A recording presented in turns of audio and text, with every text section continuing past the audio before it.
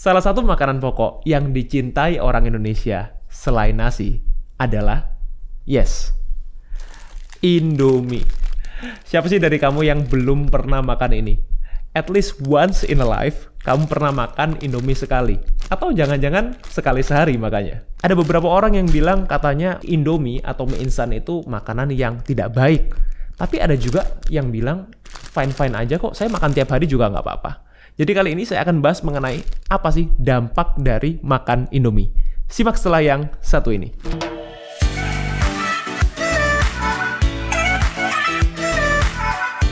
Oke, jadi sebelum masuk ke materinya, saya akan intro dulu, saya perkenalkan dulu yang ada di meja ini.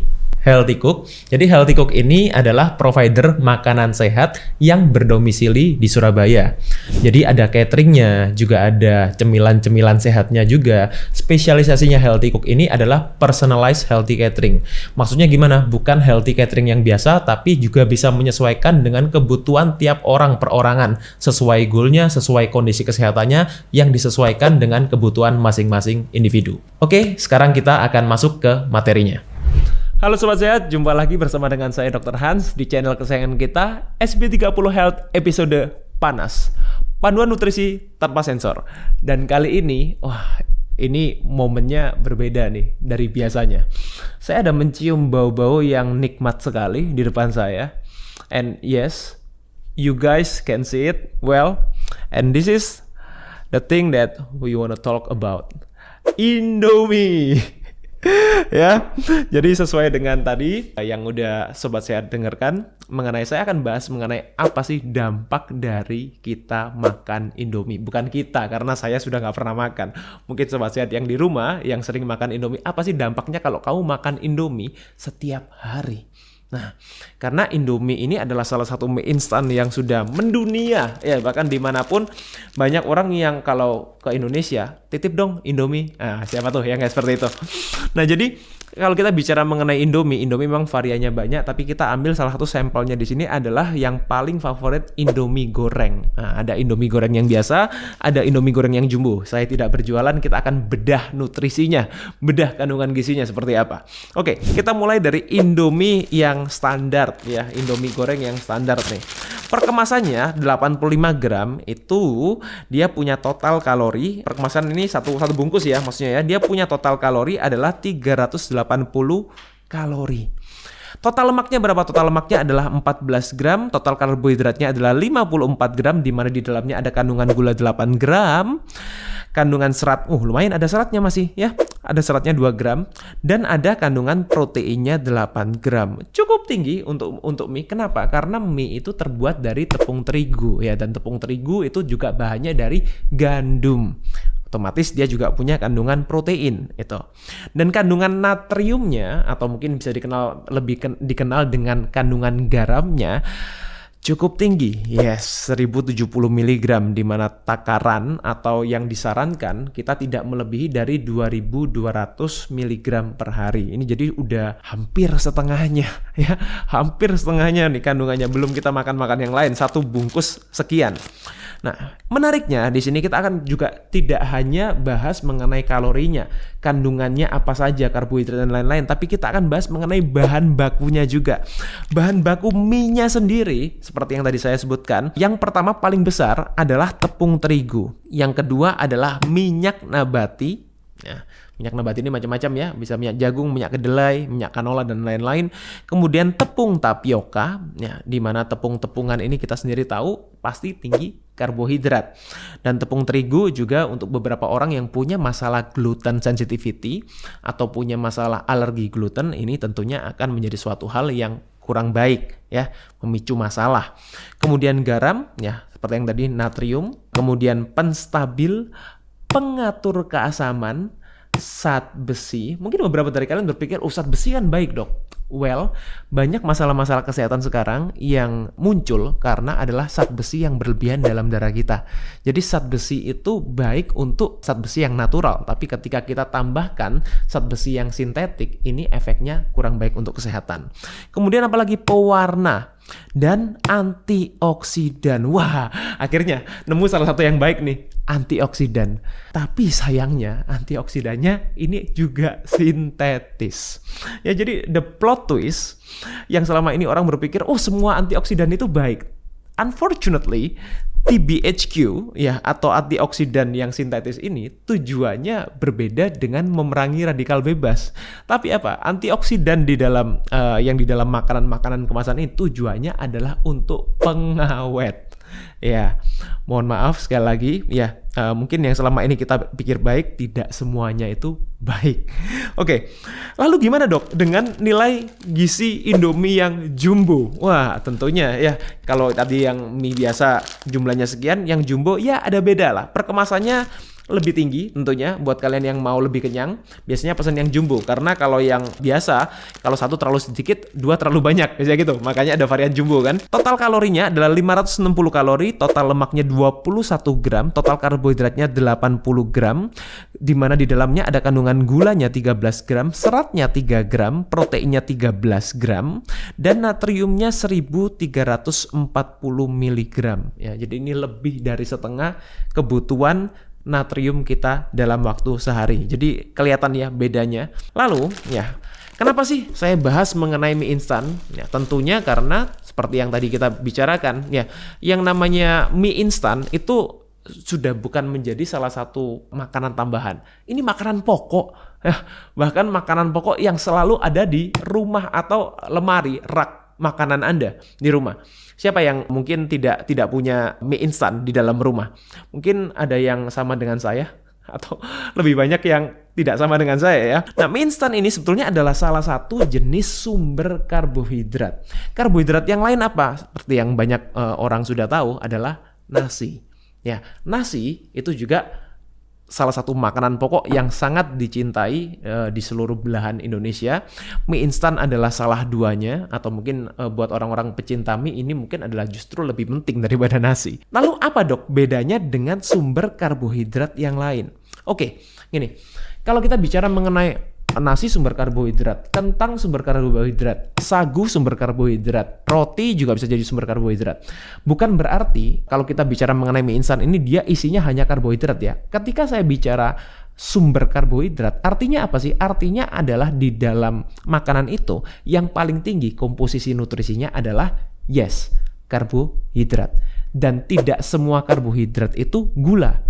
Ya, seperti yang mungkin kalau buat teman-teman yang mau tahu apa sih karbohidrat itu, esensinya itu isinya apa saja sih kalau bukan gula, bisa cek di video saya sebelumnya yang bahas mengenai karbohidrat saja. Ya, sudah pernah saya bahas sebelumnya. Nah, tapi di sini yang ingin saya tekankan adalah apa sih dok bedanya dengan sumber karbohidrat yang lain? Kan sama-sama karbohidrat nih, berarti fine-fine aja dok. Kalau saya makan nasi, saya makan mie, saya makan kentang, saya makan Indomie, just fine, right? No, not right. I'm sorry. Ya, jadi yang pertama bedanya mie instan adalah termasuk ultra processed food. Maksudnya apa? Ultra processed food adalah suatu term di mana kita katakan makanan ini diproses secara berlebihan, atau sebutan lainnya adalah highly processed food.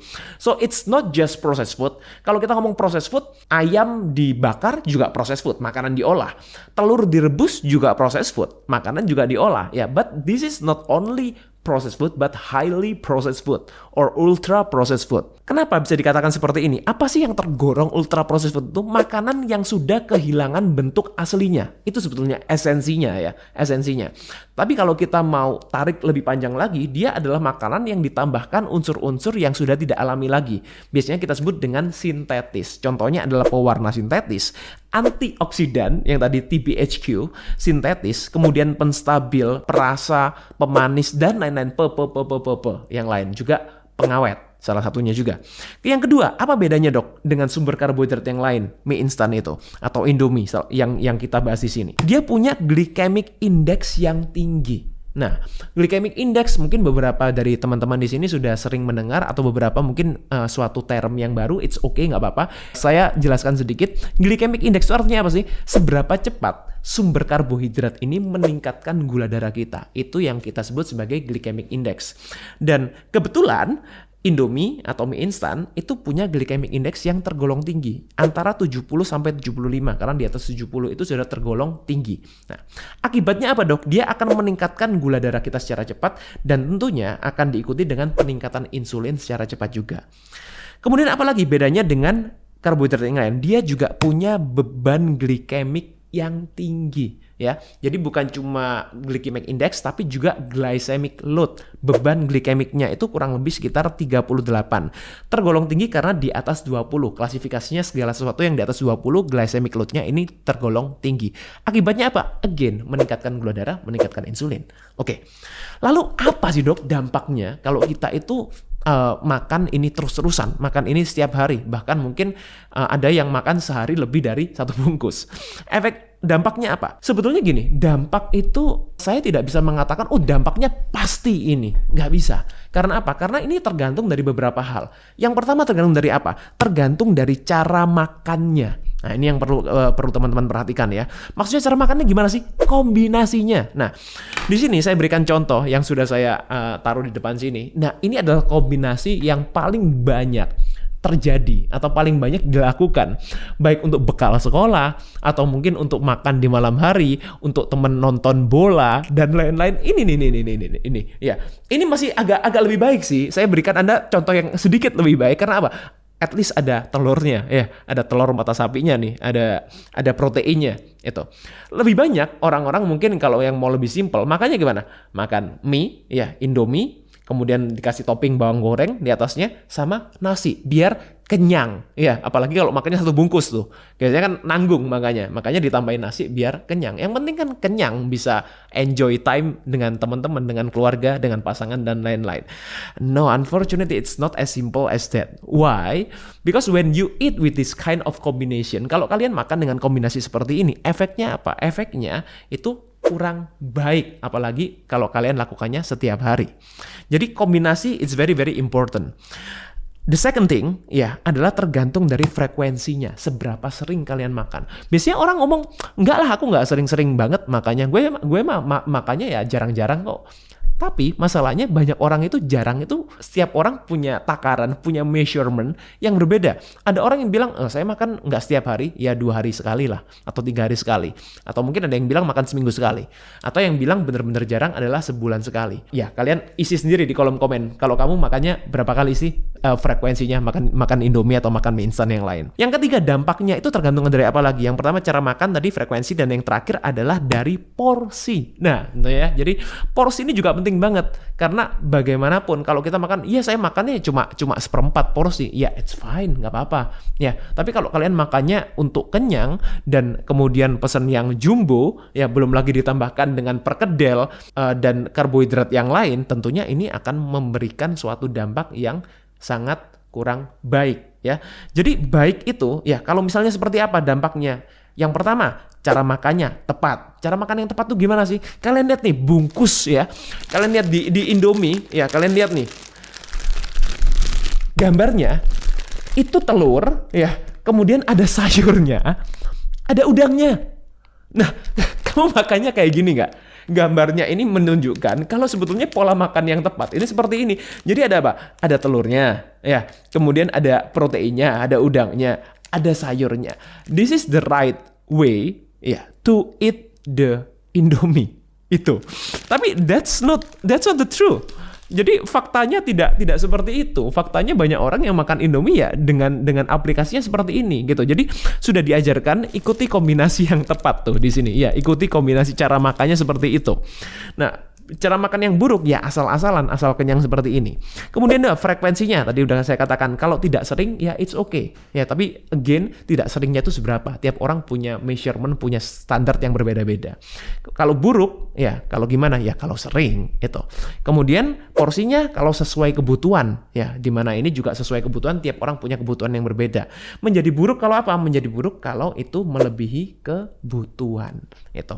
Jadi gimana nih solusi makan Indomie yang sehat? Ya, buat sobat sehat yang dari tadi nungguin, gimana sih dok kalau saya mau makan Indomie yang sehat gimana caranya? Oke, listen to me ya. Yang pertama adalah batasi frekuensinya. Jangan terlalu sering ya. Sekali lagi kalau menurut saya tidak terlalu sering itu ya at least 2 minggu sekali lah. I think it's okay Ya, atau mungkin ada yang mau nego sama saya, bolehlah nego di bawah ya, di komen.